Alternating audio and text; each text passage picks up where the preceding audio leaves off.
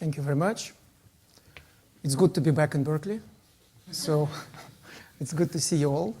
Thank you for coming. Thank you, the organizers, for inviting me to speak. My talk is entitled, or two talks rather, are entitled Gauge Theory and the Langlands program. So the goal is eventually to talk about some recent advances connecting the two subjects. But I want to start by maybe giving a slight, kind of a brief survey, a brief overview of what the Langlands program is about and how do we go from some problems in number theory, some classical, so to speak, classical subjects, to some more modern stuff like gauge theory. And so for me, when I was learning this subject, what was very helpful is a certain picture which I learned by reading a famous letter from André Weil to his sister, Simone Weil, which actually, for those of you who don't know, he wrote it in 1940 when he was in jail, imprisoned for refusing to serve in the army.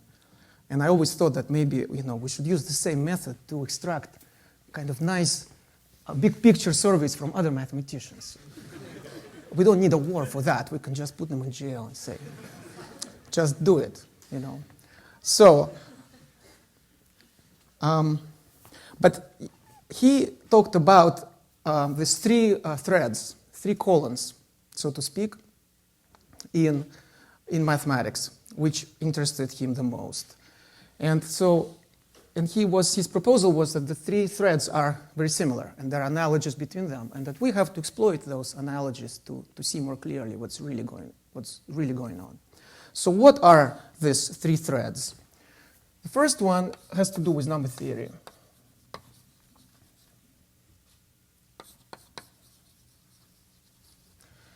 And when I say number theory, I mean the theory of numbers. So you have the whole numbers, integers, and you have rational numbers,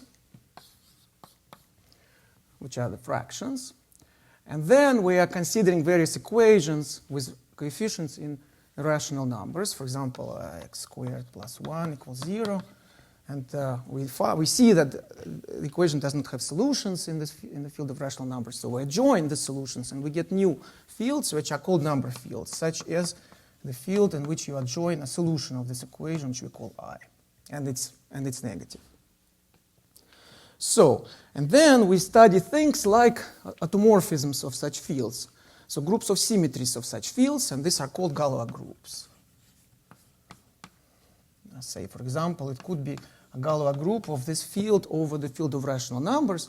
It has two elements, the identity and the one exchanging the two solutions, I and negative I. But then we can also adjoin all possible solutions of all equations, polynomial equations in one variable. So we get what's called algebraic closure. And so we can consider what's called the absolute Galois group of the field of rational numbers, all symmetries of this algebraic closure. And we may study representations of this group and things like that. So that's one. That's the column, so to speak, on the left. On the right, in André Weil's dream, so to speak, was something totally different, or something that looks totally different, which is the study of geometry of Riemann surfaces.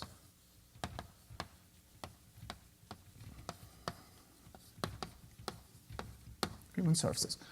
And so initially, so you have something like this. This is a Riemann surface.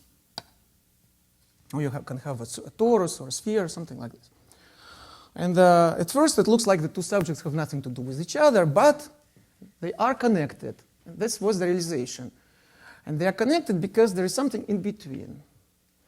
And what is this something? Well, first of all, we can realize that Riemann surfaces can also be viewed as algebraic curves.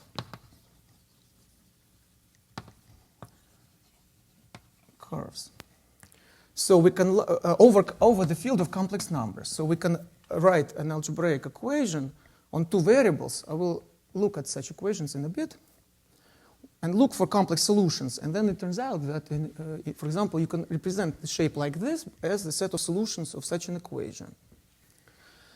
So that's already interesting because algebraic curves over C, so you look at equations with coefficients or solutions in complex numbers, but then you can do the same for other fields. And so this way you arrive at this intermediate subject, which is the study of algebraic curves over finite fields. Finite fields, maybe I just write FQ. So if Q is a finite field of Q elements where Q is a power of a prime number. So it's clear that there is an analogy between these two because here you have a curve over C, over complex numbers. Here you have a curve over finite field. But also there is an analogy here because, for instance, what you can do is you can look at the field of functions on such a curve. Let's call it X over FQ. And so say if X is P1, just a projective line over FQ, then this field is a field of fractions of two polynomials in one variable such that they have no common factors and the one in the denominator is non-zero. Just like the field of rational numbers consists of fractions of two integers. So a polynomial is like an integer, a fraction like this is like a rational number. This field is like the field of rational numbers. And you can look at the Galois group then also of F bar over F and so on. So there's an analogy here. Okay, so that's what he's describing to his sister. And of course, this was known before. People knew that. But maybe what happened, I think, is that André Weil allowed himself to become fully aware of this. He just decided to believe in this completely. That this is the truth. And let us take this truth and let's see how far we can go with it. This was his, this was a big step, I think. So it's really a big step. It doesn't matter that this was already known. He really believed it more than anyone else, I think, before him. And voila, one of the things that came out of this realization, of this awakening of sorts, was the Weil conjectures, which I think really was one of the most important developments in mathematics in the second half of the 20th century. And it's clear how, because on the one hand, you have here, Galois groups, you have also zeta function, Riemann zeta function, and you have L functions. So on this side is telling you that you should look for these objects here, and they're not so difficult to define, just by this analogy. But this side is communicating to you something else, that this is geometry, and when you have geometry, you have homology, you can linearize your varieties, things like that. You get functors to vector spaces. So you have some vector spaces you can assign to these objects. Therefore, you should be able to do it here, and that's what we now call the étale cohomology. And then he put these two together and said, okay, so you can express values of L function in terms of, or the L function itself, in terms of the étale cohomology on various structures on the étale cohomology. So this was his big progress, okay? Now, I would like to use this analogy and this dictionary of sorts to talk about the Langlands program. It's very useful because originally the Langlands program was formulated by Langlands in the late 60s. And in fact, interestingly enough, Langlands first proposed his ideas in a letter to no one else but André Weil.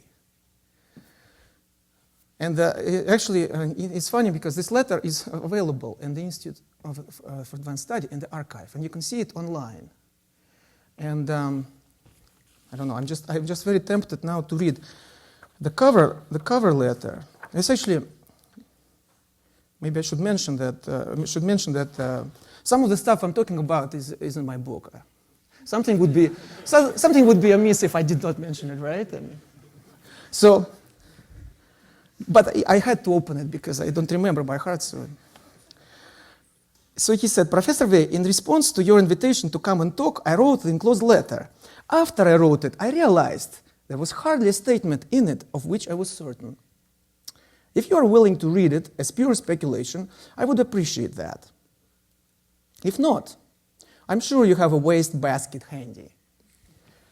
So, kind of remarkable for its understatement, but what followed was really these beautiful ideas, which gave birth to what we now call the Langlands program. And so what was the idea? The idea was to connect. So the Langlands program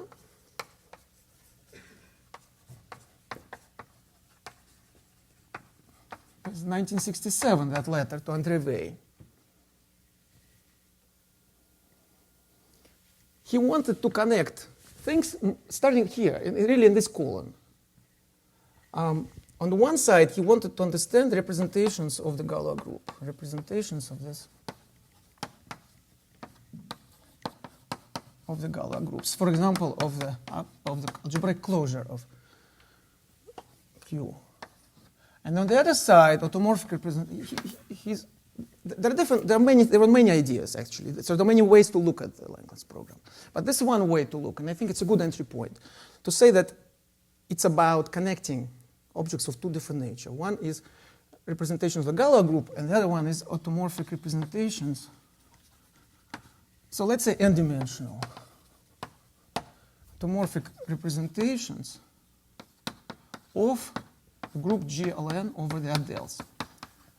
Now, it is not important right now what are these automorphic representations, but this object should be clear because the Adels were defined already in the first lecture, and this is a group GLN over the Adels, so n by n matrices with invertible with coefficients in this, with entries from this ring of Adels. Okay. And so the idea was that these two should be connected. So this was here. And now the point is that you can then transform it to this side. And this, of course, he already knew, Langlands already knew, because these are so close to each other that once you can say something here, it more or less automatically you can translate. But the next step was already more difficult, and this took years. This took years, and this became clear, or the contours started to become clear in the 80s due to some really groundbreaking work by people like Drimfeld and Lamont, and then Belenson and others.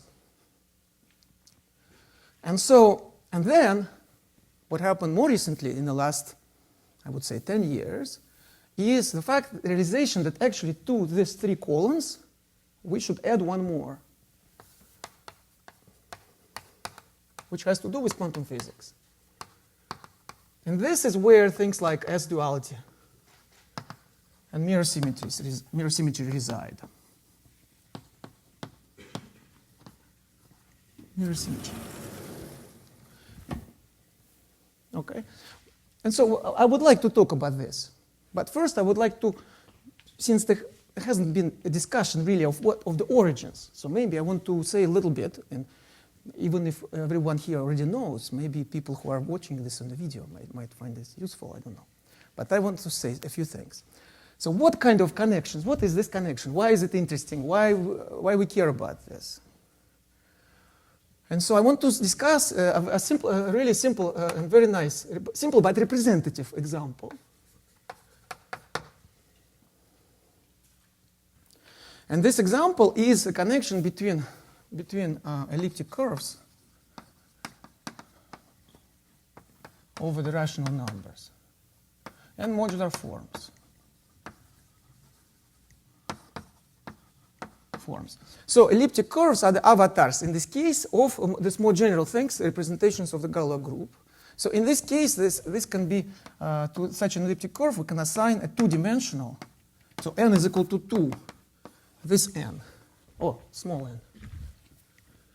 N is equal to 2, two-dimensional representation of the Galois group. And it's clear how, well, clear due to André Weil's efforts, and others as well, who define italic homology, because an elliptic curve will have italic homology, and this italic homology will be, first italic homology will be two-dimensional, just like the usual cohomology, the RAM cohomology of an elliptic curve over C. And that will give rise to a two-dimensional representation of this Galois group. And on the other hand, modular forms are connected to automorphic representations. So the avatars of automorphic representations. representations of GL2 over the adeles. So these forms, they live on the upper half plane. So it's just a complex plane of numbers tau with imaginary part greater than 0. And they encode automorphic representations of GL2, some automorphic representation of GL2. So we're really describing this connection, but we're describing it in more concrete language using these avatars. And I want to give an example of what this connection is. And this will be a kind of an example of what this is all about and why this is interesting. Okay, let me leave this here for now, although we'll come to this later. Okay. So I want to give something very, very concrete. Okay. So look at this equation. Plus y equals. This is an example, by the way, also I discuss in my book, Love and Math. And I learned it from Richard Taylor, and I think it's really beautiful. So just look at this equation, okay? So you have integer coefficients, so you can look at this equation modulo primes. So first of all, this equation is an equation which defines an elliptic curve over the integers, over the rational numbers over the integers. And now we can look at, for solutions, modulo primes. So P is a prime. It's a prime number. So it's like 2, 3, 5, 7, 9, 11, and so on. Okay, some people are awake. That's good. Now,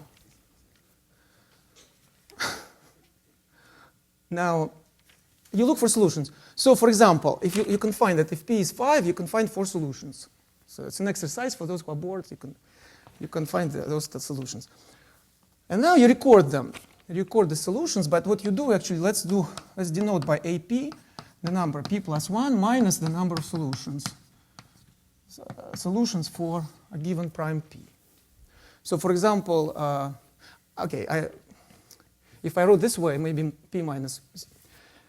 To really get an elliptic curve, we have to also add a point at infinity. Since I said number of solutions, then I'm not counting the infinite solutions, so it would be P minus the number of solutions. Okay, and so just solutions of this equation, finite solutions. Okay, and so we can make a list, so for each number you got some number for each P. And they look like totally random. They're close to close to 0, but they're oscillating, sometimes positive, sometimes negative, and it looks like completely random. That's the object on the left side, an elliptic curve. And you have a bunch of numbers. On the other hand, you consider the following expression.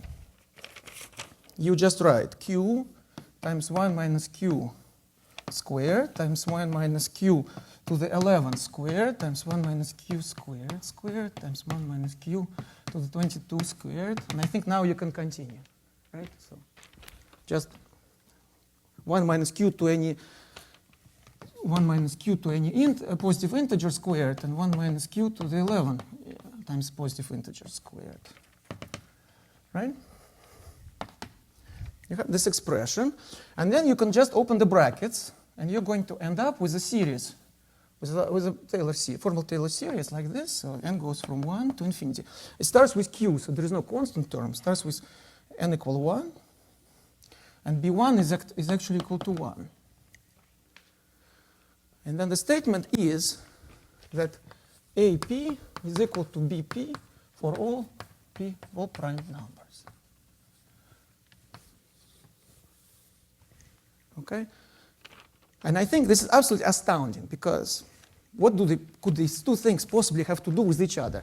Here you have a problem of seemingly infinite complexity. You have an equation, and you have to solve this equation for each of the infinitely many primes, and you get some numbers.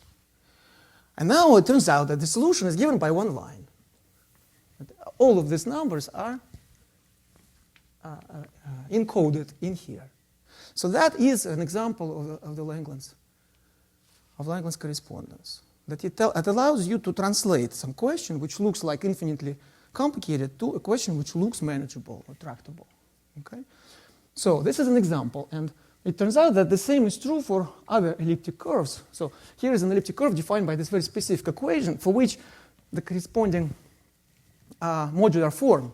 So there is more, because this is not just some formula around power series, but if you write Q as Taylor power series as e to the 2 pi I tau, tau being a point in the upper half plane, then this will actually be an analytic function on the upper half plane. So if imaginary part of tau is greater than 0, then Q bar is less than 1. The series will converge. And it has special properties under the action of the group SL2Z, which sends tau to A tau plus B, C tau plus D. More precisely, under a certain subgroup of this group of all such A, B, C, D quadruples or matrices. Okay, so and the same is true for other, but the modular form in general will not be so nicely written. It's difficult to write, more difficult to write, and this is known as a Shimura-Taniyama wave conjecture, which has been proved, of course, by Wiles and Taylor in the stable case, and then by others completed. So it is now a theorem. And this is a special case of the Langlands correspondence. So this is what this is about. So we're trying to, first of all, to see what kind of results, what kind of connections there are between these two worlds. These are really two different worlds, and we are connecting these two worlds, right? And we're trying to understand why these two worlds are connected. So, this is here. But now we move it here also. And to do that, we simply replace, maybe I should write, Shimura-Taniyama wave.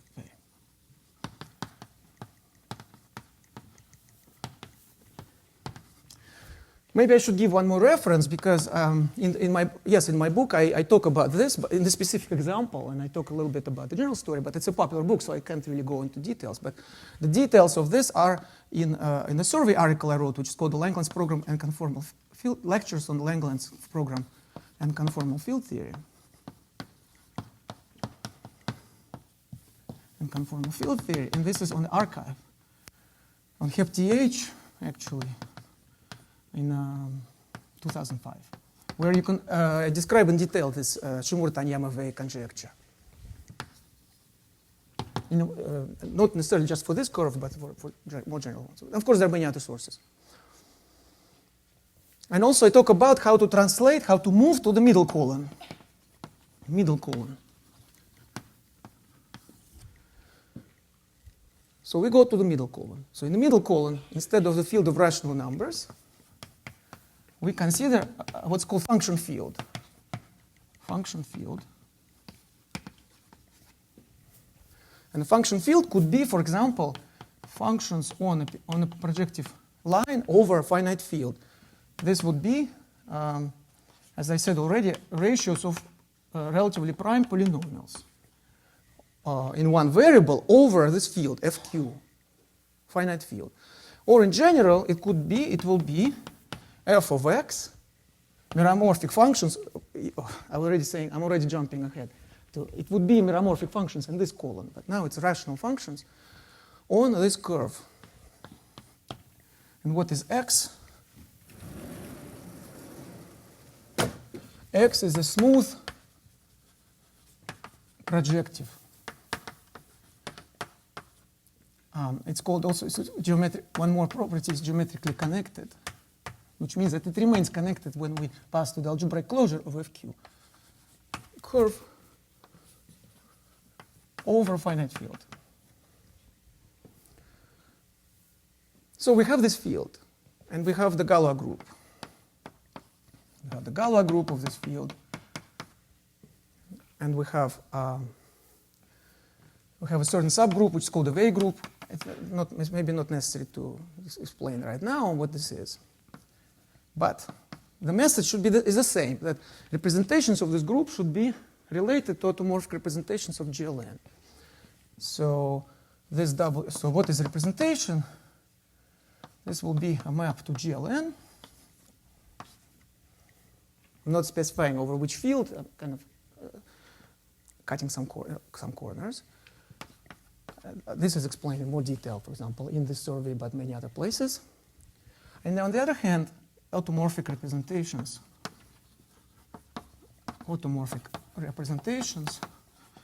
of GLN over the adeles of this field. What are the adeles of this field? So we already learned that adeles of the field of rational numbers is a product of QP, where P is a prime, restricted product times the real numbers. And if you have a function field, also very nice, it is the restricted product over all closed points. All closed points of the curve, where fx is isomorphic to Laurent power series over, in one variable, sort of so to speak, local coordinate at this point. Although the constant may be a little bigger than the original field because it's not algebraically closed, so it's a residue field of this point of x. So these two should be connected. Again, this follows by sort of applying Langlands idea plus the idea that these two things are analogous. But it turns out that the middle column is simpler. So whereas in the left column we still don't have the full proof of the Langlands correspondence, in the middle column this is actually a theorem. If you define things in the right way, due to Drinfeld. Maybe let me write this in here. Drinfeld for n equal 2 and Laurent-Laforgue for n greater than 2. This is a theorem. These things are connected. And then we make a next step, which already Langlands made in his original letter to André and his subsequent writings. We replace this group GLN by a more general reductive algebraic group. So we have now G also.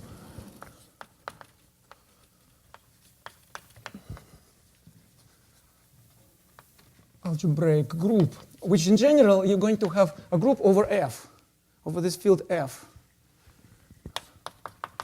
But let's simplify and say just over the scalars, just over FQ. And so then the question is, what if we do this? What will happen here? So here's GLN, here's GLN. But here the crucial difference happens, which is that it will not go into G, but it will go what's called the Langlands dual group. So that's how it makes an appearance. Langlands dual group. And this is something which immediately communicates to you that this is something really non-trivial and something complicated and mysterious. Because you start with the group G. If it's GLN, the dual group is GLN, so it gives us a false sense of security. But if your group is, for example, odd orthogonal group, SO2n plus 1, then the dual group is a symplectic group, SP2n. And the two are a priori not connected at all. And yet, through this correspondence, they are connected. They appear on both sides. So this is completely crazy. And we have to realize that. It is. So that's why we're doing this. As you know, somebody said, Jacques Cousteau, I don't know. He said, yeah, I do know that's completely crazy. That's why I'm doing this. So, or maybe he said, I know it's impossible. That's why I'm doing this. But I think it's the same. So, okay. And then if you take the more general group, then things become much more complicated. And in fact, for the fundamental lemma and things like that are just the first steps in understanding how things become more complicated when you go from GLN to general groups. It's very interesting. Already incredibly sophisticated chunk of mathematics just for that, just to even set up things for the general group and its Langlands dual. For GLN, things are simpler. Okay, and of course we need to understand that. We need to understand that. But, and that's one of the directions that we have to move in. But another direction is to say, okay, But what is it going to look like here? Let's travel. Let's continue traveling between worlds. Let's move on to this one and see what happens here. Maybe this will give us some clues about the original question and the middle column. Okay? So that's where we are. We are coming now to the algebraic curves over C.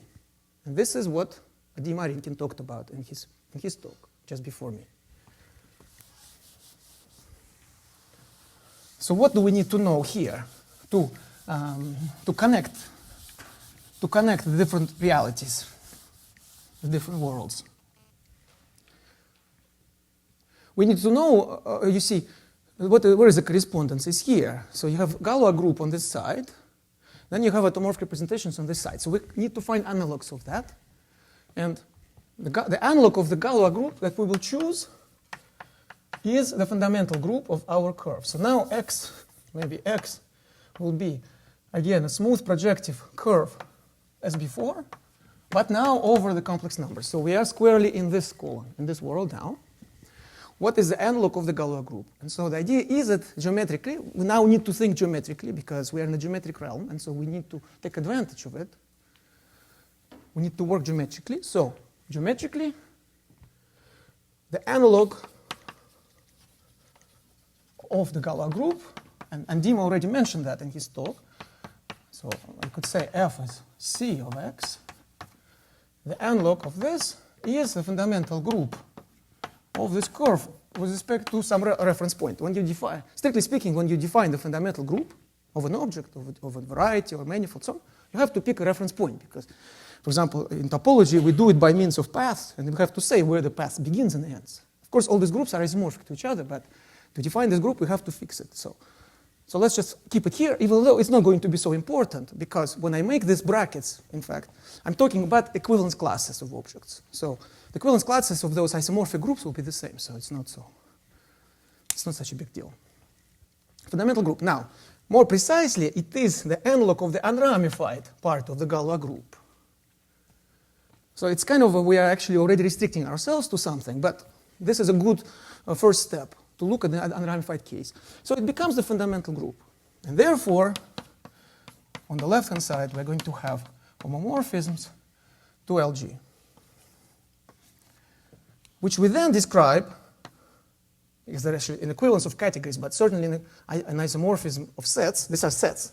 We are talking about sets on both sides. I'll come to this in a minute. Flat LG bundles on X. So more concretely, you can think of this as just a C infinity bundle. Maybe I put infinity here. And the connection. And the connection on it. Now, but if you have a connection on this, it's a Riemann surface, it's 0, 1 part, the antiholomorphic part. Since you have a complex structure, you can break it into two parts. 1, 0, and 0, 1. So the 0, 1 part will give you a holomorphic structure on this bundle. And then the 1, 0 part will remain as a holomorphic connection. So instead of thinking in terms of a C infinity bundle and a flat connection, you can think also in terms of just a holomorphic bundle and a holomorphic connection. So it's a very concrete way to think about flat LG bundles. That's the objects on the left-hand side. And the objects on the right-hand side, so this is where we end up with what Dima talked about, the D modules on band G.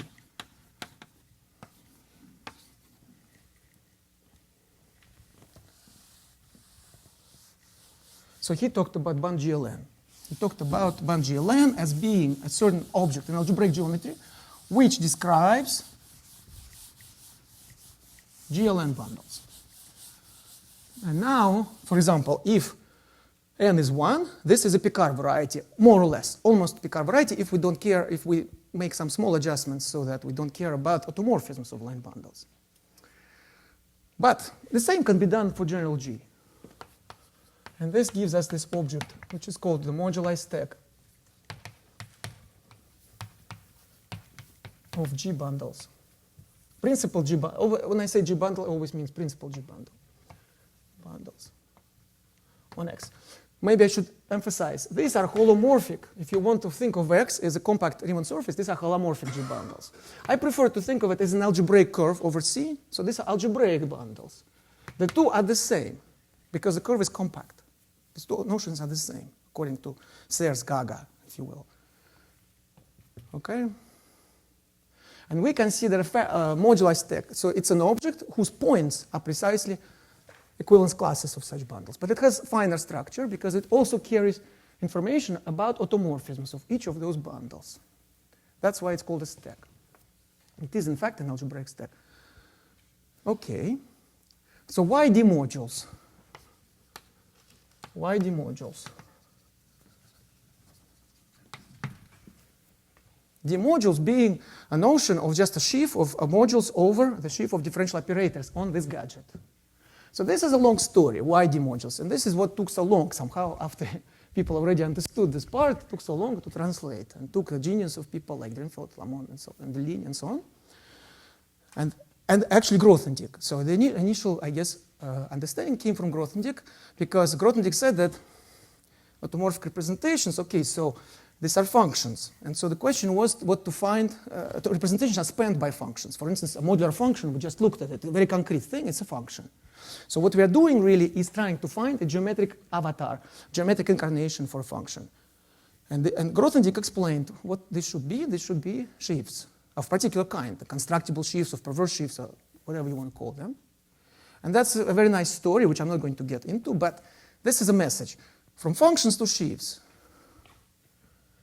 And these sheaves, in this particular context, one of the possible ways to think about them is in the language of D modules. That's why D modules appear here, and they take place of things like modular forms, like automorphic functions, like functions which appear in more general automorphic representations. But the question remains why it should be on band G.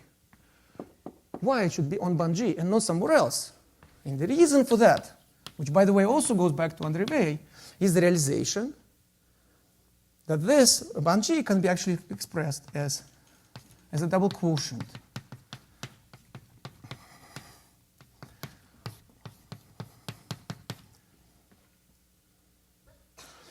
This is the Adels.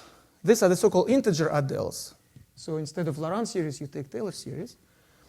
And this is F. When automorphic representations are in fact defined as functions on this quotient. And sometimes these functions are invariant under the subgroup, so it gives rise to functions on the double quotient, precisely in the unramified situation. But just to see where we are, I'm wondering how many people already know this. Can you raise your hands if you already know this? Okay, very good. Well, congratulations, I have news for you. This is actually not true. In general, no, I'm joking. It's not true in general if you consider a general group scheme over X. But I'm considering constant group scheme, so to speak, so groups over just the scalar field, finite field. Then it is true, so this is fine. Actually, now I'm even over complex numbers, then yes, everything's fine. But this actually, there is an interesting story about this, which is usually not told for general groups, group schemes, for general groups over the field of functions rather than over the constant field. So it's an interesting question already here to have, whether we have such a nice morphism. And the proofs that are not so simple, in fact, if you think about it. But anyway, so in our situation, it is true. And that's why band G makes an appearance. It's not by choice. It's not because, of course, D. Marinkin started from a different point. His departure point was different. He said, okay, well, band G is an interesting object in algebraic geometry. What does the category of D modules on it look like? Are there any special objects and so on? But if your starting point is a Langlands program, which is here, that you want to understand connections between Galois representations and automorphic functions, this is how you arrive at band G. You're forced to consider band G because it is the object which represents this double quotient. More precisely, this double quotient is just a set of equivalence classes or isomorphism classes of G bundles. And this is an algebra geometric object. So maybe easier to write like this, that this is a set of points, so to speak, of this object. Or, if you think about the quotient in the sense of algebraic geometry, then it will also be true as an isomorphism of algebraic stacks. once again, automorphic forms, automorphic representations in the classical story are defined as functions on this quotient, but we are considering the unramified case, which means that each such reducible representation will have a function invariant under this subgroup, and so it will give rise to a function on this double quotient. This double quotient is a set of points of a moduli stack of G bundles, and so this gives us an idea following Grothendieck that instead of functions on this double quotient, we should consider sheaves on band G. That's what we do.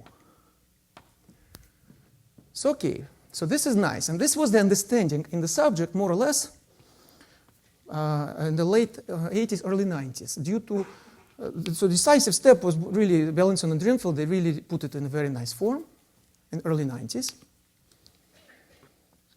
But it looks a little bit disconcerting because the objects on two sides are very different, right?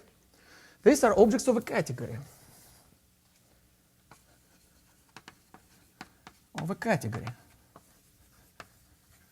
Namely the category of D modules. But these are points. This is a set. So I already said that this is a set, and this is a set.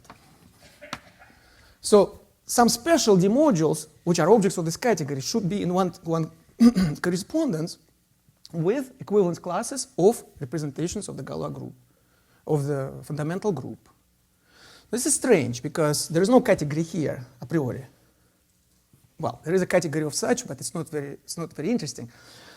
Or rather, it is interesting it will become interesting if we would try to involve other groups. For instance, if you have a representation n-dimensional and k-dimensional, you can take the direct sum. You get a representation which is n plus k-dimensional. But that would take us out of this correspondence because it will change the group. So of course, that immediately raises questions as to whether such operations, like taking direct sum of two representations, at least in the case when this is GLN, should have some analogs on this side. But this is the next step. This is the next level question. The first question is just to understand this for a fixed group. And we see that it's very strange because this is a set of points, and these are some objects of a category. So could it be that there is a category behind this as well?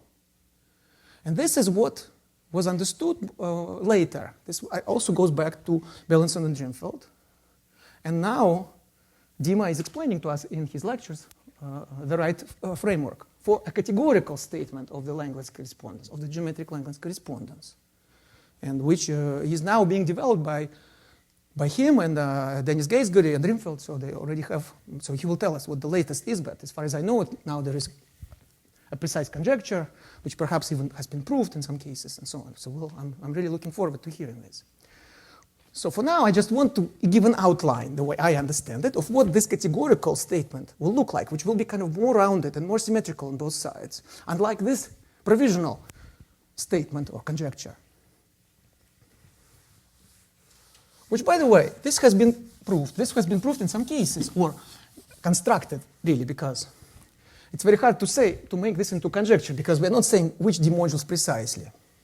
So maybe there is an extra statement, the sort of Hecke eigensheaves, which are D modules having special properties. So in this provisional formulation, it's really a question of constructing such a Hecke eigensheaf given such a homomorphism, or if you will, I prefer to think as a holomorphic bundle with a holomorphic connection.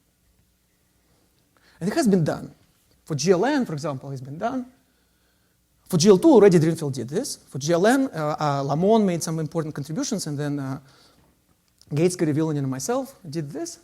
And Bellinson and Drinfeld also did for a large class of flat bundles if the group is semi-simple, so-called OPERs. But it's still a little unsatisfactory. So what would be more satisfactory? What would be more satisfactory is to have categories on both sides. And here is already clear which one, just a category of D modules.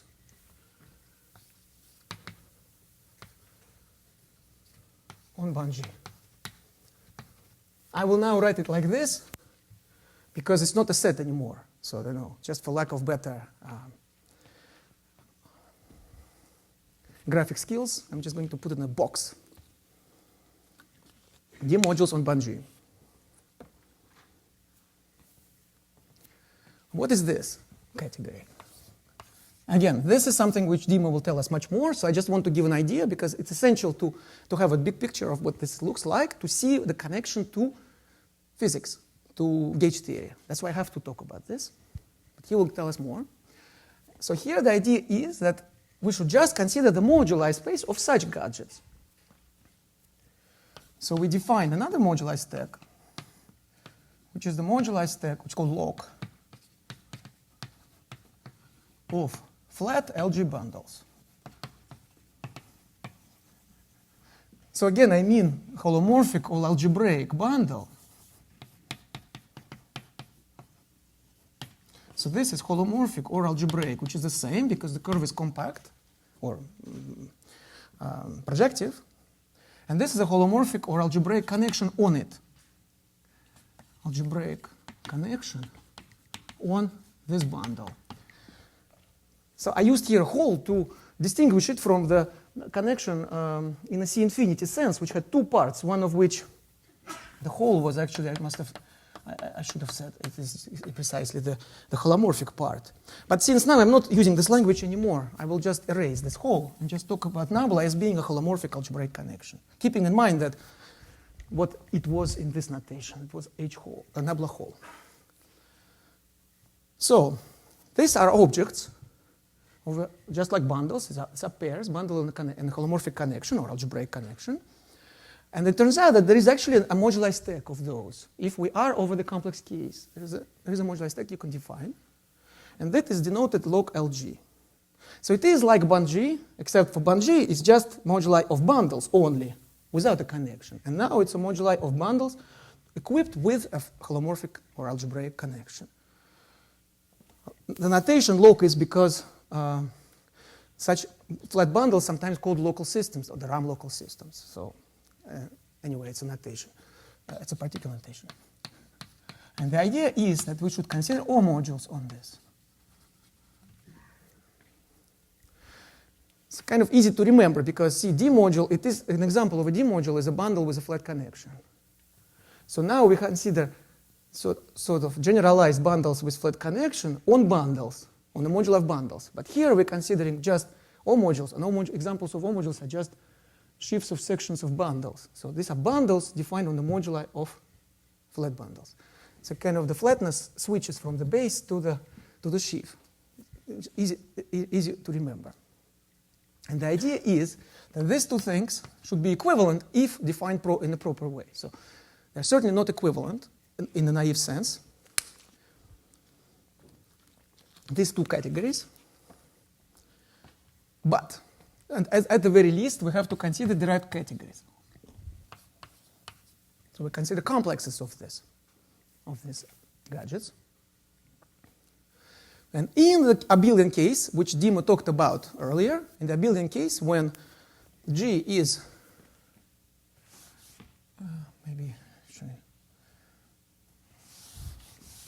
when G is GL1, this is actually then enough. This is a theorem which was proved independently by Jarre-Lamont and Mitch Rothstein in the mid-90s. In the abelian case. In the non-abelian case, non-abelian, this is not enough. Some modifications have to be made, either here or both, non-abelian. So Berlinson and Drinfeld saw this picture, and they saw that there has to be such an equivalence, but they did not give a precise formulation. And only recently, Adi Marinkin and Dennis Gaitsky, with some contribution from Drinfeld, if I understand correctly, have come up with a precise formulation, which is a big achievement. A precise formulation of what this equivalence should look like. And now even there are even proofs in some cases, or outlines of proofs. We'll hear more from Dima. But this is very interesting because, see, now it's symmetrical, kind of. So it's a category here and a category here, and they're equivalent. And now you can ask, but what about this? This was already constructed in some cases. So how does it fit in this new categorical language? Let's call this categorical Langlands correspondence. categorical Langlands correspondence. And it actually fits very nicely because these are all modules. So these are, if you will, coherent sheaves. So for instance, if the group is GL1, if the group is GL1, you're talking about the Picard variety. Or you can take, for example, just simplify, you can look at the degree 0 part. In fact, well, you can, I'm jumping a little bit, speaking a little too fast. GL1 is the moduli, Picard variety or Jacobian are the moduli spaces of line bundles, GL1 bundles, and degree 0 line bundles, respectively. Here we have a bundle with a connection, so it's a bigger object. But anyway, you can. It's a nice algebraic variety. Again, if you kind of if you forget about the automorphisms of this, and you consider simply a coherent sheaves, derived category of coherent sheaves on it. So it's not so complicated at first glance, anyway. And for sure, there are some special objects. Namely, skyscraper sheaves.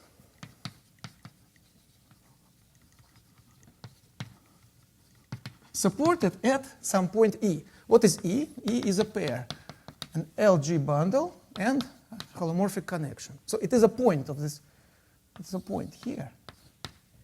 And so if you have a point here, you can look at the skyscraper sheaf. Now, this point may be a singular point, or this point could be a point which has certain symmetries, like orbifold point, for example. In the first approximation, let's exclude them. Let's look at the smooth points. Things will become more complicated for the other ones. So if there is indeed such an equivalence, there has to be an object on this side which corresponds to it. Let's call it Fe. So this will be a D module. In general, could be a complex of D modules because we're talking about derived categories. It will be a complex of D modules associated to this point E. And then it's very easy to show that this has to satisfy this Hecke property. If, from the beginning, you impose some additional structures on this equivalence, namely, there are Hecke functors acting here, and Dima has explained what they are in the GL1 case for sure, and a little bit for GLN case. There are certain special functors which have to do with modifications of bundles acting here. There are also functors on this side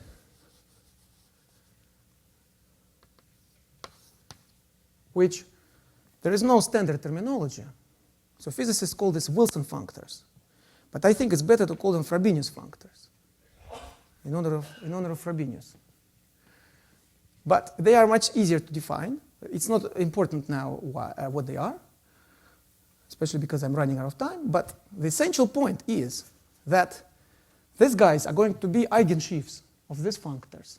Eigensheaf means that if you apply such a functor, you will get back the same sheaf, possibly multiplied, tensor multiplied, with a vector space. In the GL1 case, this vector space, if you consider the simplest Frobenius functors, well, that will be one-dimensional, so you will end up with the same sheaf, isomorphic to the same sheaf. So this is exactly what Dima was talking about. And in general, it's going to be multiplied by some vector space, maybe with some additional structure. So it is known that this is an eigensheaf of these guys. But if so, this has to be an eigensheaf of these guys. And that's why Fe has to be a Hecke eigensheaf. Must be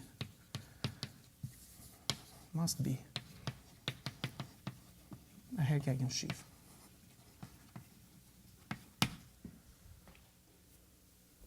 And so we recover this, except now it's not anymore puzzling why for some element of some set we get an object of a category, because they truly are not elements of a set. They are objects of a category. So, of course, the object is somehow assigned to a point of this guy, and at least if this point is smooth, then this object is uniquely defined up to an isomorphism. But it's much better now, because these objects are corresponding to this. And now it sort of becomes clear what is really going on. It looks like a Fourier transform, really, because if you have a Fourier transform, you have two real lines, okay? You have a line with coordinate x, you have a line with coordinate t. You have seen some space of functions. Not important now what these functions are. But you can think naively, in a kind of in the first approximation, that there is a natural basis of these functions, namely delta functions supported at given points. So in some sense, every function is a direct integral of delta functions. Okay? So it is like the skyscraper sheaf, because it's also supported at a given point. But under the Fourier transform, as we know, it goes to e to the itx. Right? So it is kind of a wave. Something which is defined, localized at a given point, becomes a wave, which is spread out over the whole thing. To make analogy even better, let's realize that this function is a solution of a differential equation in t, namely d dt minus ix psi equals 0. This is a solution of this equation. And every time you write a linear differential equation or a system of linear differential equations, you're defining a D module. This is just the example. This equation gives rise to an example of a D module. So, in that sense, everything is very similar. You have something supported at a point, you get a wave. So this is like a wave. You can think of this as the equation, or you can think of the space of solutions of this equation. It's equivalent. Now, how does it help? It helps because we know that every function is morally speaking, a direct integral of these guys. Just like every coherent sheaf, every O module is a direct integral of skyscraper sheaves. Then, if there is such an equivalence, well, let's say here first for a moment. If there is such an isomorphism, Fourier transform, it means that every function can also be decomposed into a direct integral of this. And this is a very powerful statement. Of course, we understand it from the point of view of group theory, harmonic analysis, and so on. But this is a nice way to think about it, because it's a non-trivial statement, but it comes in two steps. First, realizing that this space is isomorphic to this space via Fourier transform, and in this space there is an obvious basis of functions, just the delta functions. So you just apply this and you get a nice basis. That's what Dimo was talking about. He talked about trying to find a nice basis here. Well, that basis will come from a nice basis here of skyscraper sheaves. So just like every O module here morally is built from skyscraper sheaves, we find out by means of this categorical equivalence that every object of the derived category here can be built from this guy. So these guys are extremely important. And that becomes sort of the understanding, gives us a nice insight, a nice understanding of what the Langlands geometric categorical Langlands correspondence is really about. It's about finding a non-abelian Fourier transform in geometry, which generalizes the abelian case where it's known as Fourier-Mukai transform. It really is a non-abelian Fourier-Mukai transform. It's one way to think about it. Now, I have to stop, but in the next talk, I will discuss how this equivalence can be connected to something that comes from S-duality or electromagnetic duality in four-dimensional super Young-Mills theory, following the work of Kapustin-Witten and others. And this has been a big development in the last 10 years. Thank you very much.